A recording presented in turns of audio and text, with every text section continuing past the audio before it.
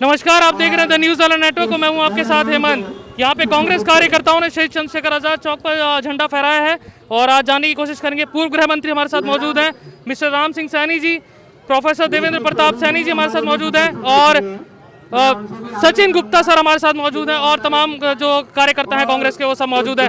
लेकिन सबसे पहले सवाल हम सर से ही लेंगे क्योंकि राजनेता भी रहे हैं। किस तरीके से देखते हैं आज के स्वतंत्रता दिवस को? आप किस तरीके से देखते हैं आज के जो स्वतंत्रता दिवस मनाया जा रहा है उसको?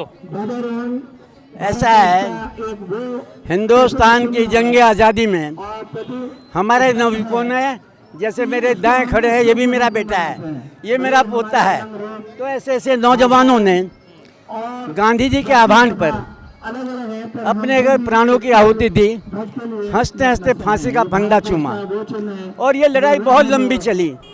1828 में कुंजा बहादुरपुर से शुरू हुई और 1947 में स्वतंत्रता संग्राम जब हमने कर लिया और स्वतंत्रता प्राप्त हुई, तब ये हमारा संघर्ष खत्म हुआ।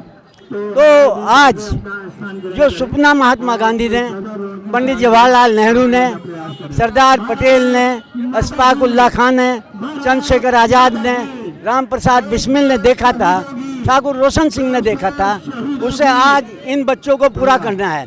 और ये उसी स्पीड से लगे हुए हैं दोनों के दोनों कि हमें इस हिंदुस्तान को, इस समाज को मजबूत करना है।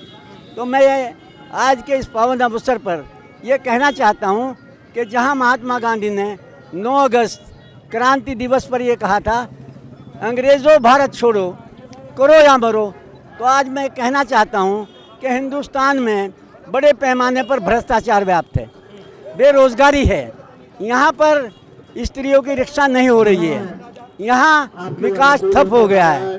तो आज का मेरा ये नारा है कि भ्रष्टाचार भारत छोड़ो, बीजेपी भारत छोड़ो, बेरोजगारी भारत छोड़ो, और यहाँ पर हिंदुस्तान में विकास की धारा है। जैसे पंडित जवाहरलाल नेहरू एक शिल्पी के रूप में हिंदुस्तान को बनाने का काम किया था, तो वो काम होना चाहिए। चलिए, नौजवान लोग हमारे साथ मौजूद हैं। प्रोफेसर साहब से पहले पूछ लेते हैं, फिर सचिन सर से हम पूछेंगे। किस तरीके से देखते हैं आज के दौर को आप? आज के दौर में जो हमारा राष्ट्रगान है जन गण मन, ये और भी ज़्यादा इम्पोर्टेंट हो जाता है क्योंकि इसके अंदर एक समावेश की भावना है, एक विविधता की भावना है। इस देश को कश्मीर से कन्याकुमारी और पश्चिम में राजस्थान से लेकर मेघालय तक जोड़ने की भावना है। इस भावना में जो हम पाते हैं, जब जन गण मन बोलते हैं, तो इस देश के बच्चे बच्चे को ये याद है कि जन गण मन कैसे गाया जाता है, उसकी लय क्या होती है। तो आज इस अवसर पे मैं इस देश के शिक्षकों को, जितने भी स्कूलों में हैं, उन सबको बधाई देना चाहता हूं कि उन्होंने एक एक बच्चे को जर्रे जर्रे को जन गण मन की भावना से ओतप्रोत किया और रटवाया, उनके जहन में करवाया। तो इस भावना के साथ मैं शिक्षकों को इस देश के बधाई देना चाहता हूं और चाहता हूं कि ये देश एक गुलदस्ते की तरह खिले, जुड़े और हम प्रगति करें। और ये जो इन्होंने कहा है सैन साहब ने, भ्रष्टाचार, बेरोजगारी, इन सब के हटने की आवश्यकता है, तभी देश का विकास है। सचिन सर हमारे साथ हैं, जगदीश सिंह सिखोन जी आ चुके हैं और आशीष सैनी जी आ चुके हैं और सर भी हमारे साथ हैं, विकास त्यागी जी हमारे साथ मौजूद हैं, सर डीपी गुप्ता जी हमारे साथ मौजूद है। सचिन गुप्ता सर से पहले सवाल लेते हैं। सर, किस तरीके से देख रहे हैं आज के दौर को आप? देखिए, मैं आज 75वें स्वतंत्रता दिवस की सभी को शुभकामनाएं देना चाहता हूं। मैं चाहता हूं कि देशवासी सभी जो है मंगलमय हो।